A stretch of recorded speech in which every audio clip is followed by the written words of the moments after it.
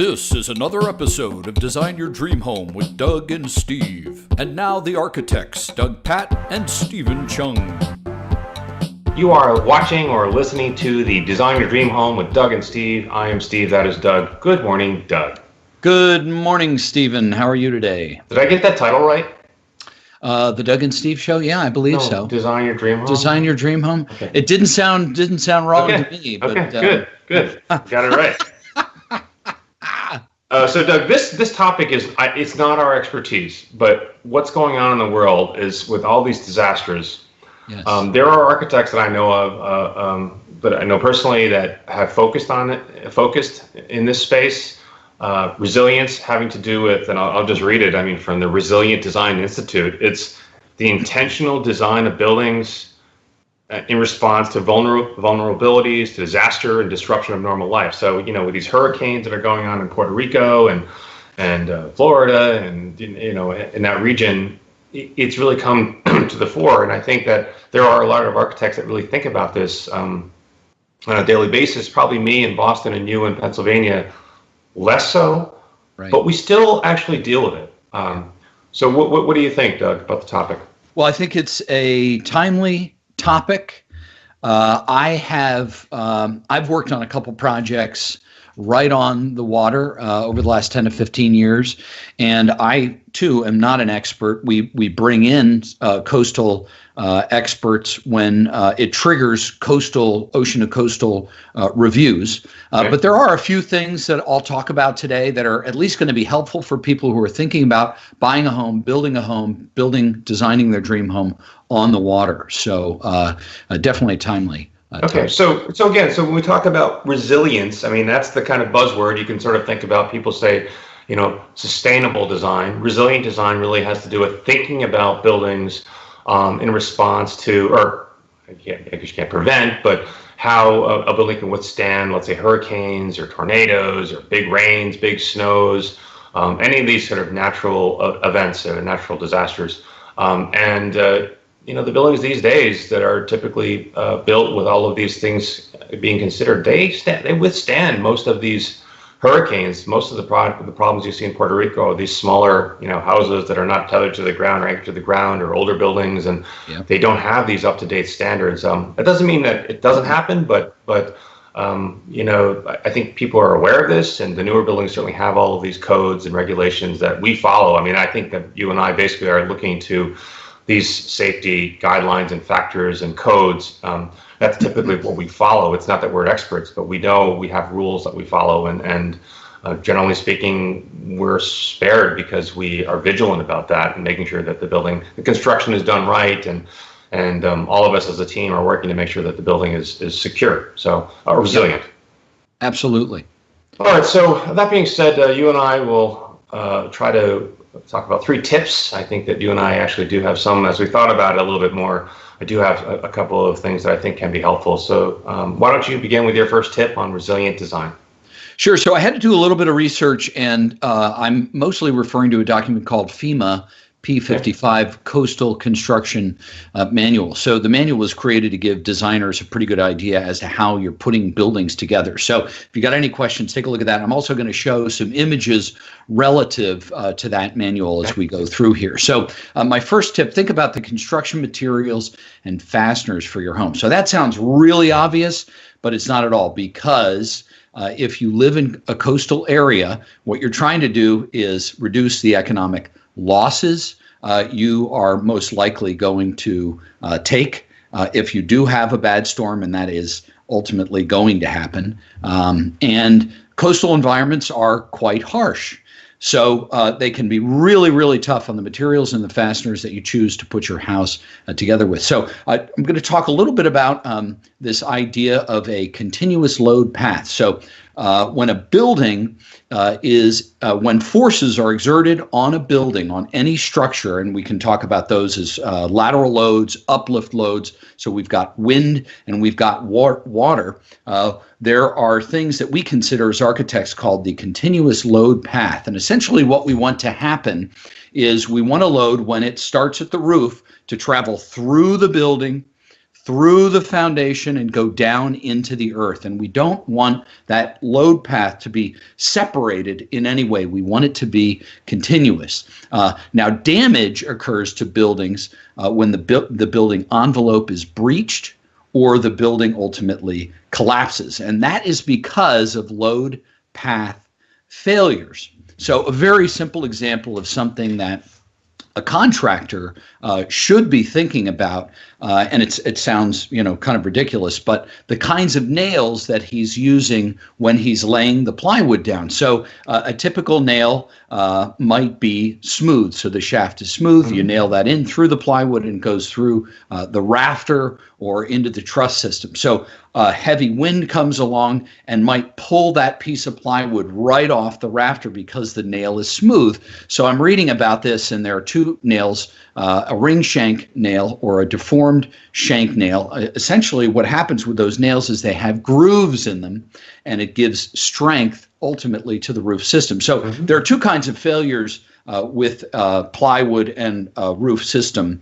The plywood can be pulled off of the roof and the nail stays in its location, or the plywood comes off with the nail. And of course, having these grooves in the nails will help with the latter. So a very simple thing to think about, but gosh, you walk out on site, contractors putting the house together, and you might even think about talking to them about what kind of nails are you using, and are they the right kind of nails for this type of construction. So my first tip is think about the construction materials and fasteners that your contractor's using to build your home. No, it's a really good point, and I think that's the kind of thing that comes up in the specifications. It's like a written document that comes with plans, and it says you have to use these kinds of nails.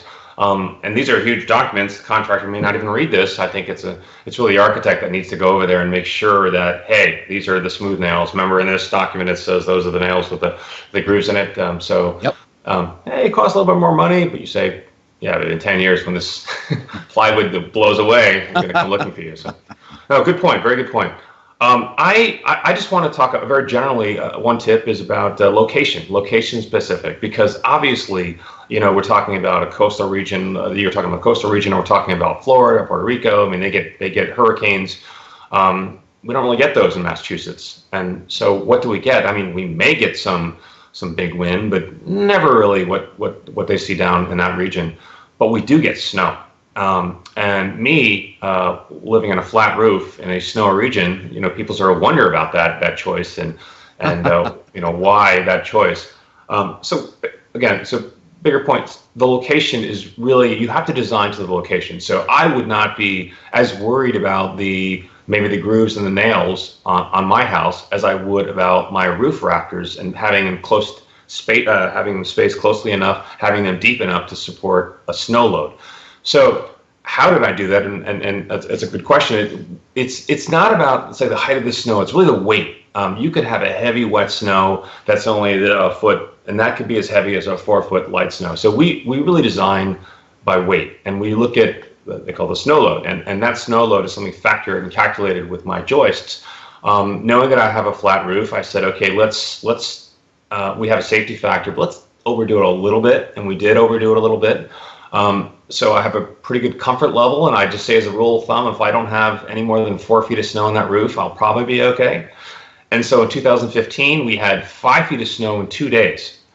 And admittedly, on that day when the snow, I have a little deck, the snow was almost at the very top of my window with some snow drifts. So that's a 6'8" inch high window, and the snow was I could barely open the door. And I said, I am going to shovel a little off the roof. So I did go out there and I shoveled a little off the roof. This is my neighbors kind of saying, you guy with the flat roof. Up to 3 feet or so, I've got fantastic roof insulation. So I feel good about it. It's fine. I'm not worried about it. But 5 feet, it was designed for about 4.5 feet, and I'll be careful. So no problem resulted of that, of course, but because I'm here, it's fine. So location is the key. And by the way, to sort of finish that story, the guy across the street there, I can see him now with the pitched roof. Then as the snow melted, he had these snow dams and all kinds of problems. Meanwhile, I was fine. So right. So did you notice any deflection in your no. Nothing. Nothing. Sweet. No, nothing. No problems.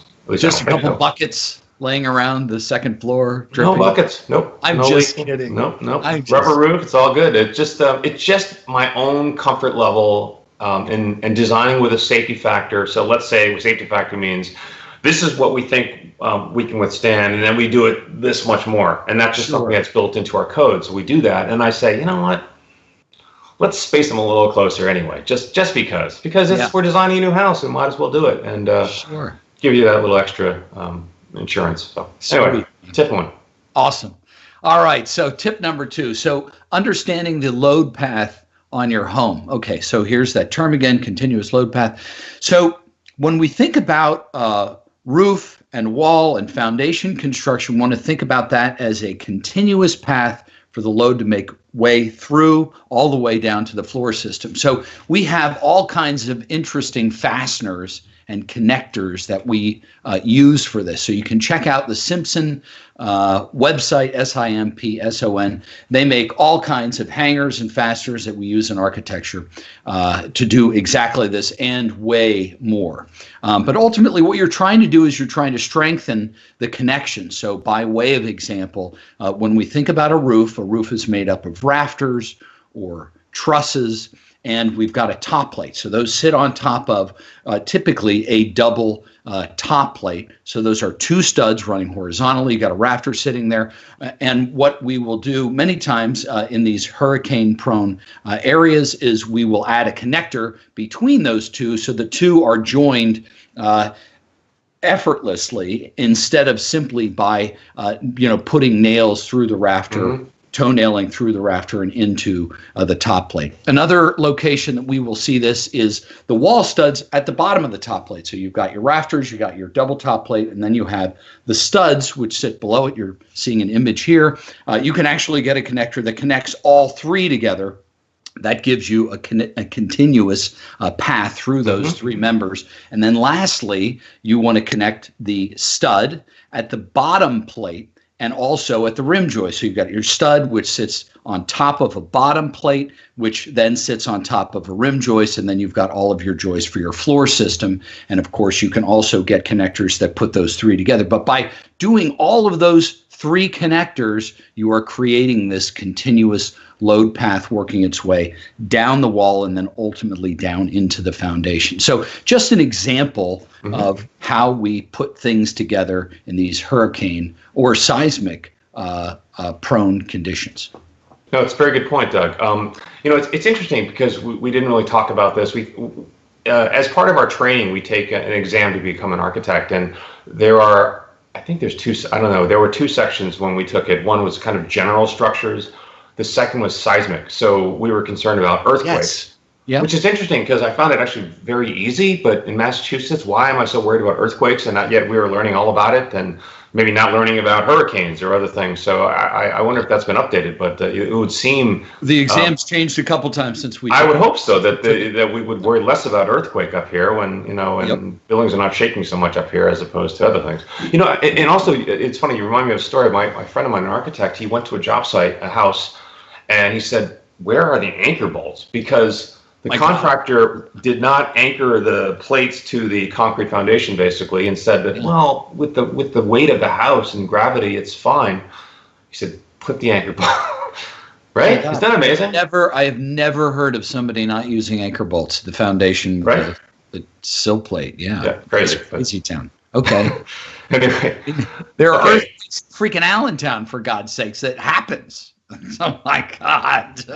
My second tip, I actually kind of touched on in the first tip, but it's overdo it. And I'm designing right now a house in Sarasota, and it's a new experience for me. It's a region I don't know very well. They just had a hurricane come through that city or the town, and so all of these things are in everyone's mind. And this house is a waterfront house, and I've already learned through taking some sort of coursework and specifically about this area and these issues, because I want to just familiarize myself, is that the building has to be 11 feet over the water line. And right now the current house that's there, we're going to knock it down, is 11 feet above the water line. And again, it's a code thing, it's what's required. And I suggested, let's raise the house 1 foot, let's make it 12 feet. There's some cost to that, but we really reasoned that I think there's evidence that the seawater is probably rising. It's not going down. That probably that number may change in the future.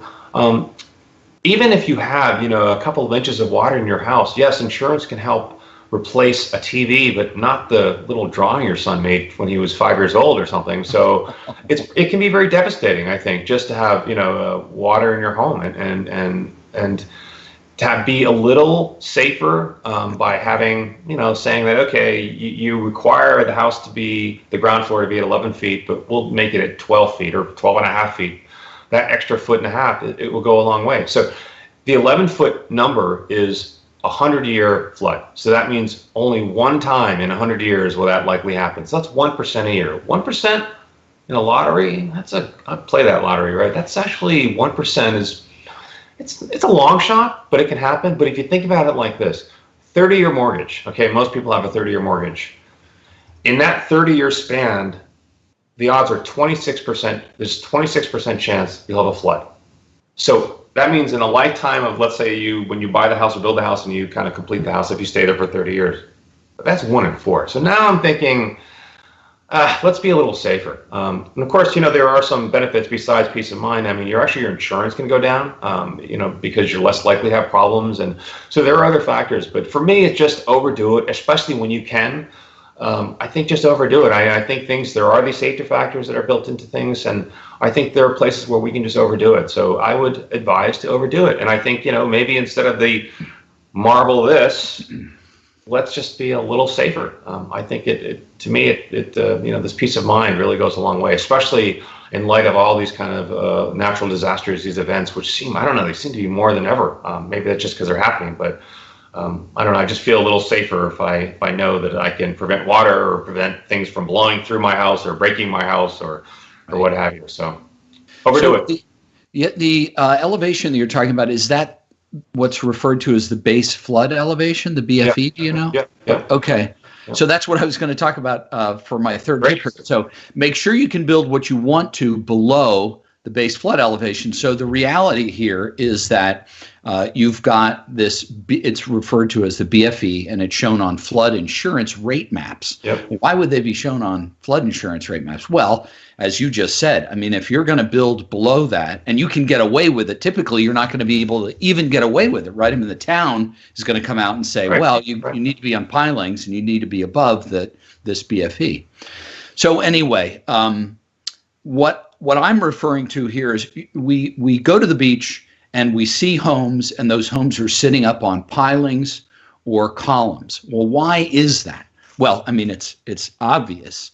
When we have storms, the water rises, it moves into these inland locations, and then we have waves, and those waves break on walls or on these pilings or columns. Now, a foundation that's built on pilings or columns actually does not suffer much damage at all. They wear very, very well when it comes to all of this high water and waves. Now, I found this fact that was really, really cool. So I'm just going to read this part. Breaking waves that hit solid walls create pockets of air that are trapped and then compressed. So think about a wave as it's coming in toward the wall, it hits the wall, and there's air underneath the wave that compresses the air. It says a 5-foot wave height can produce a peak force of 4,500 pounds per square foot. So that's roughly 100 times the force caused by 170 mile an hour wind. That's insane. Mm-hmm. So you think about these hurricanes that are category 5, 4 or 5, whatever, 150 mile an hour winds. You've got a wave. A wave has a force of 100 times that. Anyway, so what happens is you typically cannot build below this BFE line. And if you do, these codes specify that you have to use insect screening, lattice, or the wall has to be designed in order to fall away. It's called a breakaway wall. And so when we drive into town, these coastal properties, and we see, number one, we see finished floor raised up off the ground, 4 feet, 7 feet, 8 feet, 10 feet, and then we see what happens below there. And typically you'll see lattice, or you'll see a wall that you can see through. And there's a reason they're doing that. It's because you're creating these breakaway systems that are removed by the water, by the waves, and they don't do further damage to the structure above. So essentially what I'm trying to do is explain why you see what you see when you go to town, and don't think that there's a reason that you can somehow build, on the first story if you're sitting right next to the water. Things have changed even dramatically in the last 10 to 15 years since I started being able to work on some of these homes right on the water, and they continue to change as we have more severe weather events. So. Oh, that's good. Good. That's very interesting. So tip 3, I call it everyday resilience, because most of us don't have these big natural events, these disasters. But again, go back to Sarasota. They deal with things that we don't deal with up here that over time can really create massive problems. For example, mold, because it's so humid, because it's so damp, because the wind blows so hard. The house may stand fine, and go back to some of your first topics. Water can begin to penetrate horizontally through the walls in different places if it's not sealed properly. And over time, then, because of humidity, because of trapped water, now you have mold, and you have all other sorts of problems that can happen. So we can talk about good practices, but I think it's really going back to really knowing your location and then trying to devise and design a system that is resilient. It's also resilient. I think it's obviously it's a word that we can really use anywhere, but I guess when using the terminology, just think about not just the disasters that, I don't have to worry about it because I'm not in that kind of zone, when in fact there are other things that can happen, maybe that take place over a long period of time. Just rain. A lot of rain can create a lot of problems to your home and your health over time, with mold and all these other kind of factors. So my third tip is a quick one, but don't think because you're not in one of those, hurricane zones or disaster zones that you don't have to think about being resilient or resilience. So it's something that we should all be aware of.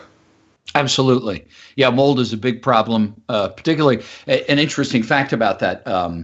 Why are old homes, like in the Pennsylvania area, I'm sure up in your neck of the woods, why are old stone farmhouses still around? They're around because they're leaky. Yeah, because air moves in and out of these buildings. Because the walls are not sealed, the walls are drying out. And so in the 80s and 90s, we were trying to build homes where we were sealing walls, and somehow water vapor made its way in, but could never make its way back out again. And then, of course, you end up with these moldy conditions. So there's a happy medium there, and that is what architects and the professionals that work with them do.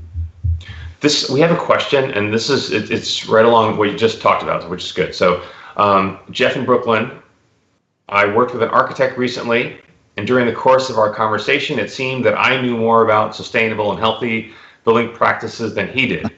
Before taking on my townhouse renovation project, I took a course to familiarize myself with the process.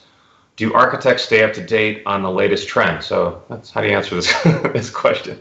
Well, this is kind of one of my favorite questions, because I don't stay up on those trends, because LEED certification for me is, when you're talking about green building, it's not my specialty, nor is it something that I'm particularly interested in. It's mostly because most of our clients are not that interested in it. It's not something they're paying for. Aesthetics and design and, everything that we can kind of bring along with it is welcome for them. But I'd say many more times you've got clients coming to architects and they're saying, I want to build a green home. And those architects are many times they're certified in LEED and lots of other certifications. So some architects do that and some don't. I have not pursued those certifications. We certainly stay up on at least some of those things, going to these AIA conventions, et cetera. But you got to find an architect who's good at that sort of thing if it's important to you. What do you think? I think more generally speaking, I think this goes probably for any profession. I mean, how do you stay up on things? If somebody really, narrows down on their townhouse in Brooklyn and the specificity there, yes, they can know a lot about it. And an architect that's from, Florida doesn't have any idea really what the issues are with a brick building and this kind of climate. Doesn't mean he's not a good architect. Just means he's not familiar with that situation. I think that. For me working in Florida, I've taken it upon myself to kind of take some coursework. There's a lot of online coursework. There's very specific topics that have to do with that region that I just want to know it because I want to understand it. I mean, I think it really, you can talk about a lawyer or a doctor. I mean, I think all of us are required to take continuing education to kind of maintain our licenses. And I think we can also really focusing on those areas that we want to be good at it. So if someone came to me and said, hey, I want to do a super net zero green house, I'd say that sounds awesome. I would like to work with you on that, but I'm not the expert at that. Right. And maybe there's somebody actually that's better at that because that's what they do. That's what they're focused in on. That's what they teach. They teach a class at night on that. They have books and books and stacks of books about that, whereas I'm just have a different focus or a different expertise. So I think architects are, it's such a huge field. Like I design houses? Yeah, houses. What kind of houses? Oh, multifamily in the Northeast or single family in Florida or in Texas. Every climate's different. Building techniques are different. And it's just so much information to know. And I think good ones are smart and can understand and can do most projects, but you can't. It's really hard to replace local knowledge and local experience. I hate to say that because I'd like to do things in different places, but whenever I do, I would always have some local feet on the ground as a resource, whether it's the builder or engineer or what have you, and create a team that can provide what the owner's looking for. Let's say it's good design, but it's also sustainable. It's also the structural engineer that knows this region really well. It's the HVAC engineer that knows the humidity in this location. All of that. It's creating that right team, and that's what the architect does. Is typically the kind of as a conductor is really put that team together and give the owner what they're looking for. Absolutely, agreed. So sorry, Jeff. You did not have a good experience, but. Yeah, it sounds like you can do it yourself. Good luck. Good luck with that. All right, Doug, you want to take this one away? Yeah, absolutely. You've been watching or listening to Design Your Dream Home with Doug and Steve. Thanks for joining us today, and we'll see you next time.